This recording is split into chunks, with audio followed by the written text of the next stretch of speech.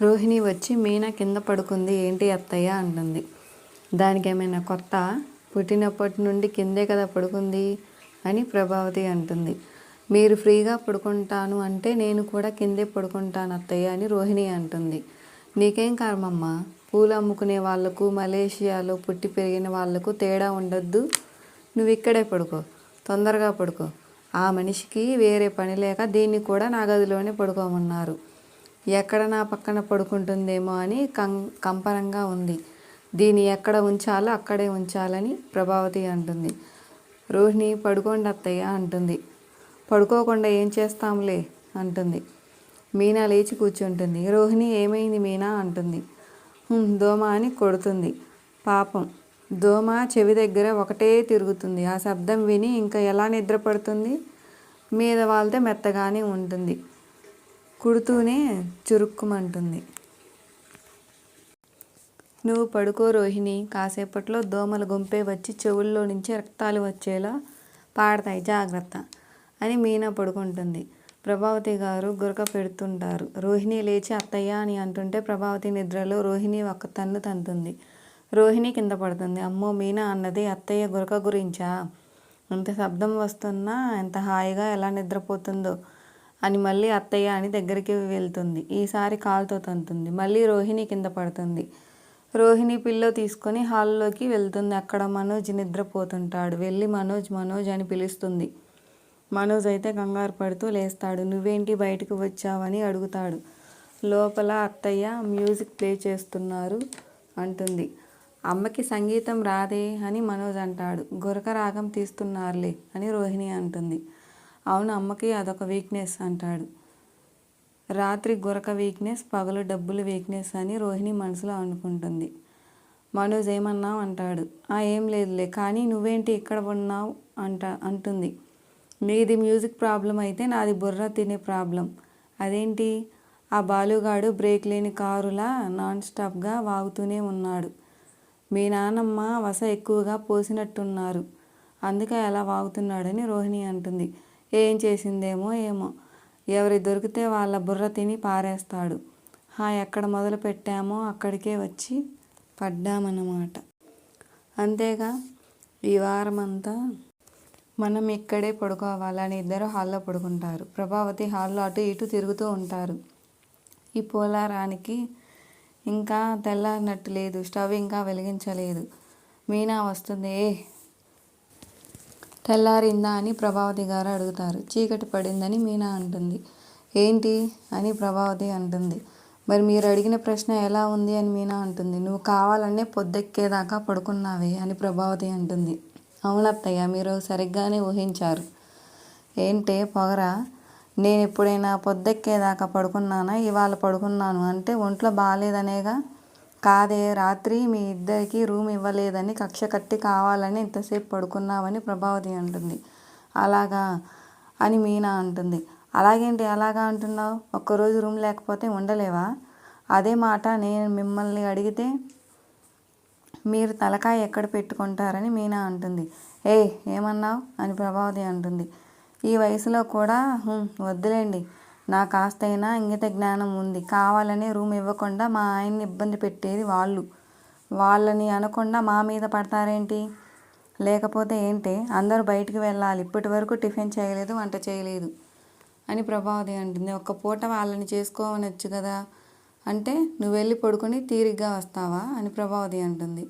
నేను అలా అనలేదు. ఇన్ని రోజులు నేనే వంట చేస్తున్నాను. ఒక్కరోజు వాళ్ళని వంట చేసుకోమంటే తప్పేముంది అంటున్నా. నోర్మి, వాళ్ళు నువ్వు ఒకటేనా? ఒక్కటే. వాళ్ళు బయట వాళ్ళు కాదు, మీ కొడుకుల భార్యలే. నేను కూడా మీ కొడుకు భార్యనే, కానీ వేరు చేసేది మీరు అని మీనా అంటుంది. ఎంత పొగరుగా మాట్లాడుతున్నావు అని ప్రభావతి అంటుండగా సత్యం వచ్చి ఏంటి పొగరు అంటున్నావు అంటాడు. టిఫిన్ చేయమంటే వాళ్ళనే చేసుకోమంటుందండి. అందరూ పస్తులు ఉండాలని కోరుకుంటుందని ప్రభావతి అంటుంది. అలాంటి దరిద్రపు ఆలోచనలు నాకెందుకు వస్తాయి అత్తయ్య? మావయ్య గారు, నిజంగానే నాకు ఒంట్లో బాగాలేదు, అందుకే లేట్గా లేచాను అని మీనా వాళ్ళ మావయ్యతో చెప్తుంది. అప్పుడు సత్యం, తెలుసు కదా, నీకు ఆరోగ్యం బాగుంటే నువ్వు వచ్చి చెప్పేదాకా ఆగేదా? అన్ని పనులు మీనా మాత్రమే చూసుకునేది కదా అంటాడు సత్యం. ఈలోపు మనోజ్ వచ్చి అమ్మ ఆకలేస్తుంది, అమ్మ టిఫిన్ ఏం చేశారు అంటాడు. నా శాద్దం రా, నా పిండాకుడురా, చట్నీ వేసుకొని తినేసి పో అని ప్రభావతి కోపంగా అంటుంది. రాత్రి బాలుగాడు చెప్పిన స్టోరీస్ వల్ల నిద్రలేదు, ఇప్పుడు కనీసం ఆకలేస్తుంది అంటే కనీసం బ్రేక్ఫాస్ట్ కూడా లేదు అని మనోజ్ అంటాడు. రూమ్ కోసం గొడవ అయ్యేసరికి నేను కూడా ఏం తినకుండా పడుకున్నా అత్తయ్య, తెల్లార్లు నాకు కూడా నిద్ర లేదని శృతి అంటుంది. నువ్వెందుకు బయట పడుకున్నావని ప్రభావతి అంటుంది. మరి నేను మనోజ్ హాల్లోనే కూర్చొని పోయాం, ఇప్పుడేమో బ్రేక్ఫాస్ట్ కూడా లేదు అంటున్నారు. ఈలోపు బాలు వచ్చి ఇంకా ఏమేమి లేవో చెప్పండి పాలలమ్మ అని అన్నీ వింటూనే ఉన్నాను, అందరూ మాట్లాడేది వింటూనే ఉన్నాను అంటాడు. చేతిలో ఆ గరిటె ఏంట్రా అని సత్యం అడుగుతారు. మీనకి జ్వరం వచ్చింది కదా నాన్న, జావ కాస్తున్నాను అంటాడు. మీరెందుకు చేస్తున్నారని మీనా అంటుంది. ఇప్పుడేంటి మాకు తినటానికి ఏం లేదా అని మనోజ్ అంటాడు. ఇందాక ఏదో ఉందని అమ్మ చెప్పింది కదరా, పచ్చడి వేసుకొని తినుపో అని బాలు అంటాడు. పుట్టింటికి వెళ్ళమంటే టింగురంగా అని తిప్పుకుంటూ వెళ్తుంది, ఇంట్లో వంట చేయమంటే ఏవో సాకులు చెప్తుందని ప్రభావతి మీనాని అంటుంది. ఏమన్నారు? పొద్దునే లేచి టింగురంగమని బయలుదేరుతున్నానా? ఏం మాట్లాడుతున్నారు మీరు అని మీనా అంటుంది. శృతి వచ్చి ఏమైంది అంటుంది. తినటానికి ఏమీ లేదు అని రోహిణి అంటుంది. ఎందుకు అని రవి అంటాడు. మీనాకి ఒంట్లో బాగాలేదని బాలు అంటాడు. ఇంకా జ్వరం తగ్గలేదా వదిన? మరి ఎందుకు నించొని ఉన్నా, వెళ్ళి రెస్ట్ తీసుకో అని మీనాని శృతి అంటుంది. అది సంస్కారం అంటే. మీనకి జ్వరం వచ్చిందంటే వీళ్ళు చిన్నవాళ్ళు అయ్యో పాపం అన్నారు. వీళ్ళు ఎలా మాట్లాడుతున్నారు? రే, ఈ ఇంట్లో వంట మీన మాత్రమే చేయాలని రూల్ ఏం లేదు, ఇంకా 2 కోడళ్ళు ఉన్నారు కదా అని సత్యం అంటాడు. నాకు వంట రాదు కదా అంకుల్, అందుకే కదా షెఫ్ని పెళ్లి చేసుకున్నానని శృతి అంటుంది. అందుకే పెళ్లి చేసుకున్నావా అని రవి అంటాడు. అది కూడా కారణమేలే. సర్లే, మీనాని ఇబ్బంది పెట్టకుండా నేను రవి రెస్టారెంట్లో తినేస్తామని వెళ్ళిపోతారు. డబ్బుడమ్మకి వంట రాదు, వెళ్ళిపోయిందని బాలు అంటాడు. మరి నీకు వచ్చు కదమ్మా అని సత్యం శృతిని అడుగుతాడు. వచ్చు అంకుల్, కానీ మీనలాగా నేను ఇంట్లో వంటలు చేస్తూ కూర్చుంటే క్లయింట్స్ పారిపోతారు. అందరూ విఐపీలే, వాళ్ళ టైం బట్టి వెళ్ళాలి. నేను మనోజ్ కూడా బయటే తింటామని రోహిణి అంటుంది. అవును, నేను వెళ్ళేది డ్రైవింగ్ పనికి కాదు, లక్షల్లో బిజినెస్ చేయాలి, టైం ఉండదు, వెళ్తున్నానని మనోజ్ అంటాడు. వాళ్ళు కూడా వెళ్ళిపోతారు. నలుగురు ఆకలితో వెళ్ళారు, నీకు సంతోషమే కదా అని ప్రభావతి అంటుంది. మీరు వంట మర్చిపోయారా, కన్న మమకారాన్ని మర్చిపోయారా, అలా ఎలా పంపించగలిగారు అని మీనా అంటుంది. ఆ మాట మారుపేరు, గడ్డి ఇంకా కావాలా అని సత్యం అంటాడు. ఎవరికి వాళ్ళు బయట తింటామని వెళ్ళారు. ఇక నుంచి మీనా నాకు, మా నాన్నకి మాత్రమే వంట చేస్తుంది, ఇంకా ఎవరికి చేయదురా అని మీనాని తీసుకెళ్తాడు బాలు. అయితే ఈ పూట నేను ఏం తినాలని ప్రభావతి అంటుంది. ఇప్పుడు కూడా నీ గురించి ఆలోచిస్తున్నావు కానీ నా గురించి ఆలోచించవా అని సత్యం అంటాడు.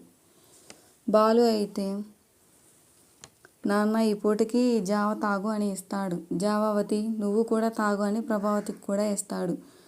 ఉప్పు వేసావా అని అంటుంది. వేసాడులే, తాగు అంటాడు. అయినా ఏం లాభం, నీకు విశ్వాసం ఉండదు కదా అని సత్యం అంటాడు. బాలు అయితే మీనాని తీసుకొని హాస్పిటల్కి వెళ్తాడు. డాక్టర్ గారు రెస్ట్ తీసుకోమంటారు, మందులు రాసి ఇస్తారు, వాడండి తగ్గిపోతుంది. సెలైన్ రాశాను, అది పెట్టించుకొని 1 గంటలో అయిపోతుంది, నీరసం తగ్గుతుంది, పెట్టించుకొని వెళ్ళండి అని డాక్టర్ గారు చెప్తారు. రోహిణి వాళ్ళ అమ్మ చింటూని తీసుకుని హాస్పిటల్కి వస్తారు. బాలు మీనా చూసి అమ్మ చింటూకి ఏమైంది అంటారు. పిల్లలతో బయట ఆడుకుంటుంటే బండితో గుద్దేశారమ్మా అంటుంది. అయ్యో రండి లోపలికి తీసుకెళ్దామని వెళ్తారు. డాక్టర్ గారు యాక్సిడెంటా అంటాడు. పిల్లలతో ఆడుకుంటుంటే బండి వచ్చి గుద్దేసింది, దగ్గరలో ఉన్న హాస్పిటల్కి తీసుకెళ్తే వాళ్ళు చూసి పెద్ద హాస్పిటల్కి తీసుకెళ్ళమన్నారని రిపోర్ట్స్ చూపిస్తుంది. నరాలు దెబ్బతిన్నాయి, వెంటనే చిన్న సర్జరీ చేయాలని డాక్టర్ గారు చెప్తాడు. డాక్టర్, మీరు వెంటనే ఆపరేషన్ చేయండి అని బాలు అంటాడు. మీరు ఏమి కంగారు పడకండి అమ్మా, నేను మీనా ఉన్నాం కదమ్మా అని ధైర్యం చెప్తారు. రోహిణి అమ్మగారైతే రోహిణికి ఈ విషయం గురించి చెప్పాలి, ఫోన్ ఏమో కలవడం లేదు, ఇప్పుడు చేద్దామంటే వీళ్ళు ఇక్కడే ఉన్నారని ఆలోచిస్తూ ఉంటుంది. మీనా అయితే మీరు ఏం ఆలోచించకండి, ఆపరేషన్ అయ్యేంత వరకు మేమిద్దరం ఇక్కడే ఉంటామని మీనా అంటుంది. మీకు ఏవో పనులు ఉంటాయి, నా కోసం మీ పనులు మానుకొని నా కోసం ఎందుకమ్మా అని అంటుంది. మాకు ఈరోజు ఏ పనులు లేవు, మీరు కూర్చోండి అని అంటారు. బయటకు వచ్చి ఫోన్ చేస్తుంది. రోహిణి ఎప్పుడు పడితే అప్పుడు ఫోన్ చేస్తావేంటి అంటుంది. నీ కొడుకు హాస్పిటల్లో ఉన్నాడంటుంది. చింటూకి ఏమైంది అమ్మా అని అడుగుతుంది. ఎవడో బండి మీద వస్తే యాక్సిడెంట్ చేశాడు, కంటికి దెబ్బ తగిలిందని చెప్తుంది.